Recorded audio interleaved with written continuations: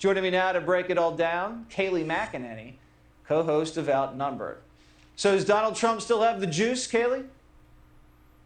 He certainly does. Here's the issue, Jesse. When you look at, for instance, Ohio, every one of his endorsed candidates won. We'll see what happens with that Senate race in Pennsylvania. But the key point with President Trump is this. Nearly every candidate, this would include the candidates next week in Alabama and Georgia in those primaries, they model their campaign after President Trump. They use his picture in advertisements. They say his name again and again. They cozy up to him far more than current Democrats cozy up to the current president. So I think that says all you need to know about the indelible impression President Trump has made on the party. Yeah, they don't really want a Biden endorsement. I think they'd probably stiff-arm a Biden endorsement in a lot of key races throughout this next season. Do you think Joe Biden's going to be able to tap some people and say, you're a Biden guy, you're a Biden gal? You think that's going to play? No, that's not going to play at all. In fact, we saw last night with John Fetterman winning, you know, the far leftists over the moderate Connor Lamb, so-called moderate. That tells you what you need to know about Joe Biden's power. But Jesse, revealing poll by the DCCC, which showed that these vulnerable Democrats, the most vulnerable Democrats, they are 21.8% higher in their approval than President Biden.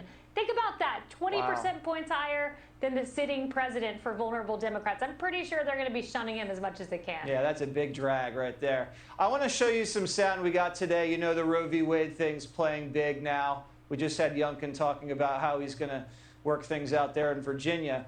They had a hearing on this abortion access situation, should the ruling come down. And I believe it was a Republican congressman talked to one of the Democratic witnesses. And oh my God, listen to what happened. What do you say a woman is? I believe that everyone can identify for themselves. Okay. Do you believe then that men can become pregnant and have abortions? Yes. Do you support the right of a woman who is just seconds away from birthing a healthy child to have an abortion? In that scenario, would you support her right to abort that child? I won't entertain theoreticals. It's not, how does one qualify as fully human? What makes a human being? What makes a person a human being is them being born, number one. That's why we have birthdays. Well, my dog Rookie was born, and we celebrate Rookie's birthday. But Rookie's a dog. Yeah. Kayleigh, a lot to talk about there. Take it away.